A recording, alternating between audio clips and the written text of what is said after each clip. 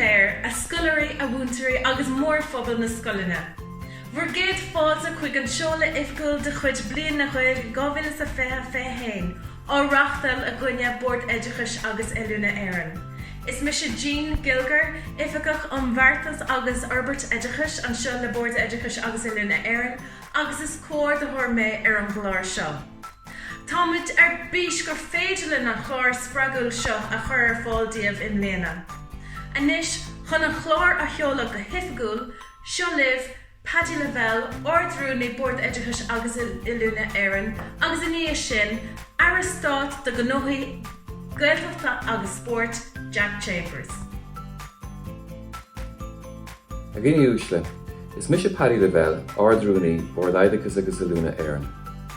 Cuireann sé áthas orm a bheith libhiniu chun an ócáid speisialta seo ETBI Bliain na Gaeilge 25 a cheoladh go hifgiúil. Tá bródaring an seo I Bord Oideachais agus Oileánna Éireann. Gur féidirling an chlár leathan spreagúil seo a chur ar fáildíobh chun an Gaeilge agus an cultúr Gaeilge a chur chun cinn.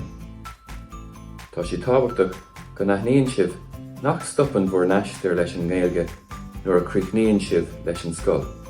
In our éire, níl sé ach ag tosú. Is turas fad saoil é ar gadribh leis an Gaeilge agus lenar cultúr Gaeilge. Tá sé sin soléir lenar ambassadóirí ETBI Bliain na Gaeilge. Léiríonn Mícheál Ó Cartig, Blanad Ní Cuffig, Séamus Ó Scanlán agus Blanad Tracy go léir, conas gur féidir lenar deanga agus lenar cultúr Gaeilge gach gnéad ar saoil a bhúnlú, agus leas a bhaint astí in our saoil oibre, our saoil sóisialta, agus gach gné eile dár saoil. Díobh sé nach bhfuil ach cúpla focail agah, bigí páirteach cumá. Tá Bliain na Gaeilge ann de gach uile scoláire. Béidir nach bhfuil an Gaeilge agat ach béidir gur léirthóir radio úntaach tú. Mar sin bí páirteach. Céanach féidirling neamhar de dhéanamh ar réaltacht COVID-19, tug an ETBI Bliain na Gaeilge an deis de scoileanna na Bord Oideachais agus Oileánna páirteach leacu ar bhealach an salúpa. Irtar ar scoláirí a bheith gníomhach, bunéireacht a leacu ar an gláir agus é a thóirú agus a chomáint ibhar scoileanna. Guím gachrath arbh go léir, bannaigí antainmh as na himachtaí agus tugaigí an Gaeilge libh a gcónaí. Go nairí libh, sláán agus bannacht. Tá an ar ás orm labhairt libhiniu mar chuid de thóla Bliain na Gaeilge an ETBI. Tá sé iontach go mbeidh os cionn 100,000 scoileoire ag ceiliúradh ar deanga agus ar gcultúr le linn scoilbhliain 2025. Tá an Gaeilge fíorthábhachtach dúinn mar phobal agus mar náisiún.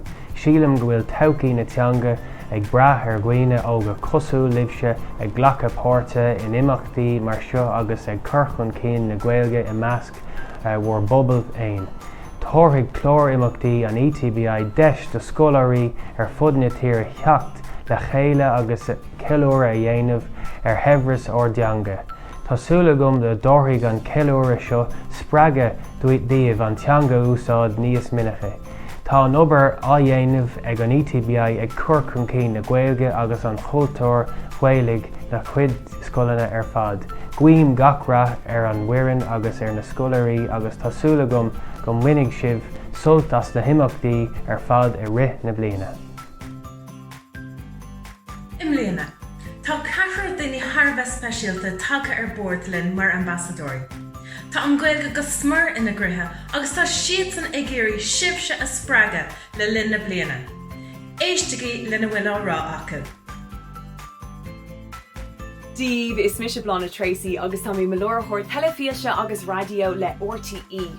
Tá áthas an domhan orm a bheith mar ambassador do Bliain na Gaeilge 25 agus 25. Séir atá gceist le Bliain na Gaeilge ná ghuilim de géirí brod agus grád an tanga a spreagú anmh. Mollam díobh póirte glachu as na himachtaí iontach a bheits ar siúldíobh, cosúla tránna gceist, ceol curamacha, sprí le scanan agus be cúpla duine agamse an ná bhuair scileann ó rap a haspáint dún comá. Ná déon darmid gur libse an tanga álinn seo. denna gíomhór dhíthil agus tá mlán cínte go maithí sibh an-crack agus sult as an ócáid speisialta seo. Gur maith gí, slán. Díríbar fad is mis sémas os ganlain agus is creaaltar me le RTE radio na Gaeltachta agus le TG Cead. Well, is scoláirí go neairí líb ar fad go bbliain seo na Gaeilge 2025, 2025 go bhard éidechas agus eilúna na héan. Súlam go main sibh ar fad sása as, cuoinigí bhuair danga úsáid, bhuair samhlaíochta úsáid agus iad siúd atá ar bheagán Gaeilge a thuirt líb. Cuoinigí freisin gur beantanga í lát. Go neairí líb. Hi, is Misha Blainad ní choppi agus tá má chopródúil be ambassador ag Bliain na Gaeilge fiche héan a rachtar ag board éidechas agus ilúna na héan. Mar is óga chulaganna tá má chrí sa tanga.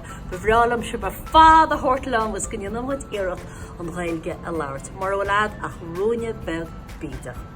Tá deis iontach agaí ar a glóir tá leací machaí le rógarí le rap, bhrírá ar a radio, spray le scanam agus neart eile.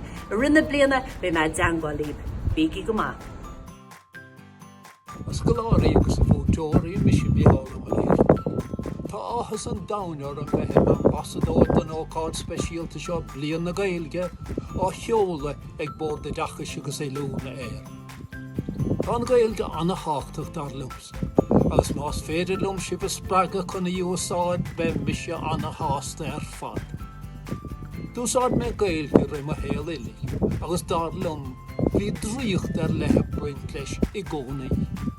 Bích spríoga I bheith meachtaí Bliain na Gaeilge, scanánaío, óránaío, agus ganáras, tráchtúcht ar cósaí spóir, passion mar héal féin ó 19 an ára. Bunig í trílas na commórta siar na bliana seo Bliain na Gaeilge, as bunig í solt agus taine basta. Sin an ghinné is táchtaí ar fád. Mollim si, bí ag féchant ar aigas bunig í taine bas an sásamh a bheith I gufse. Go fólí, slán leif. Nói, ní bhéh mar sin an tuairt faoi thunscanmh mar seo gan takeíocht. Gan buchas leis na board éidechas agus eile na timpeall na tíre, na príomhaimeacha agus na stúrthóir scoileanna. Chomáile sin tá an tálainn am léana go bhfuil neart agrachtaí take ar board mar uirthirí. Chun dúisna iontacha a chur ar fáildíobh. Gan buchas ach go háirithe le foras na Gaeilge atá take ar board mar mhór uirthir. Ach chomáile sin gan buchas le Conradh na Gaeilge, ASTI, TG Cahir, TUI, Instructional Leadership Programme agus Take One. Féic a géir seo.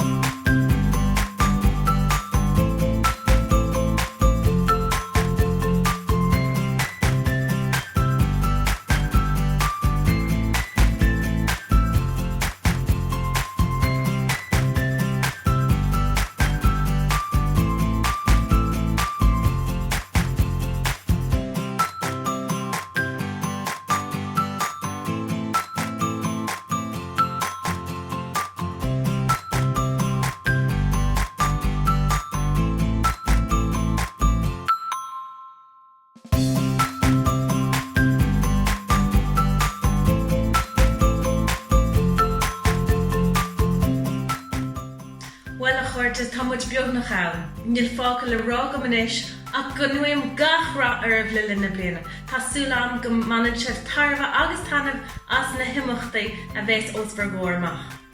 Fácaí mé sibh le taachtarachtaí gearra ó chuoine éagsú le timpeall na tíre atá passionanta faoi Gaeilge chomá. Seo thugaí. Hi, is Misha Mark English. Is as litter canon dúna náil dom. Is lú clasaí 8 mádar mé éirí lom 3 bhon urpach sa lú clasaíocht a bhuacan son na hÉireann.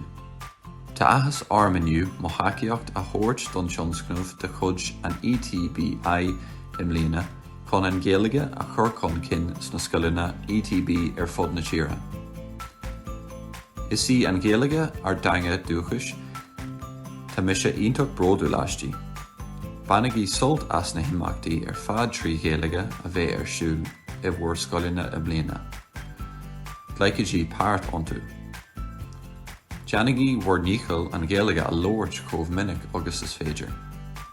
Bhaithlam gachrach a gí an tionscanmh atá a seolú aniu.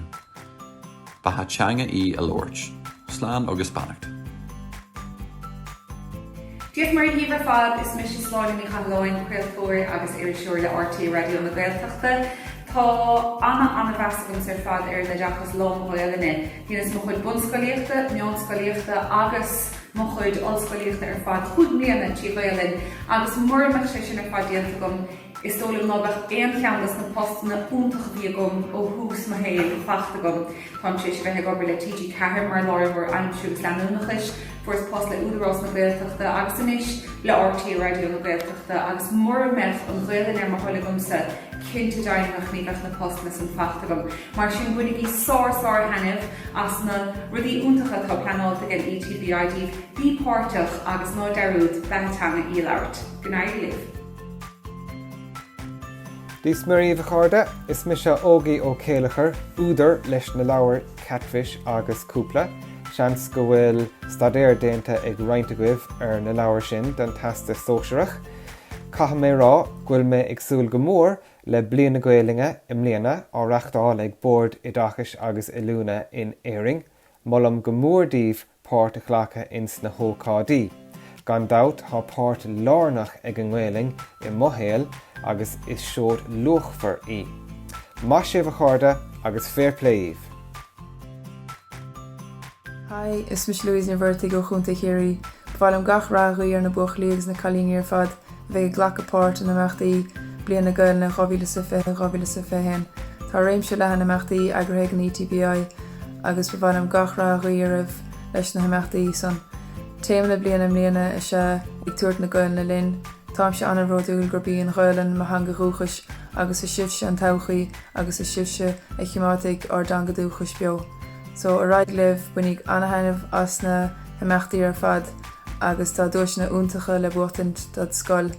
Gnáirí libh agus buní tanhas.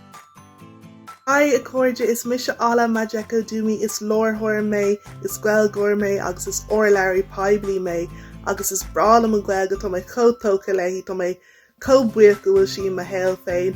And I wish everyone the very best with learning Irish. It's a great language and you can do so much with it. There's so many opportunities out there with the Irish language. Formation des ober leis an Gaeilge, trí man le Gaeilge agus tá sé just is deis iontachtá. So I would really urge everyone to pay a lot of attention to the Irish language. I'm so excited for the future for the Irish language and I wish everyone the best with it. Slán leis tógar. Hi Galti, is Misha Katrina ní Húlaháin, is multóir mé ar an seo ceol glór tíre ar TG Cahir, agus is áránaí múntóir agus scríóir takes ar Gaeilge mé freisin. Ní caintóir ó gúcas mé, níor rastan mé ar Gaelscoil, ach hit mé go mórin rá de teanga na Gaeilge nuair a chuid mé go dtíon Gaeltacht. Nuair a coolla mé muinte na Gaeltachta ag caint as Gaeilge, ag casa árán as Gaeilge, ag sinnam ceol tradiisiúnta, hit mé go mórin rá de fuaim na álan na teanga agus le severs an chultúr. Guim gach rock ormh im lína de bhliain na Gaeilge sna scolanna bord Oideachais agus Ilúna.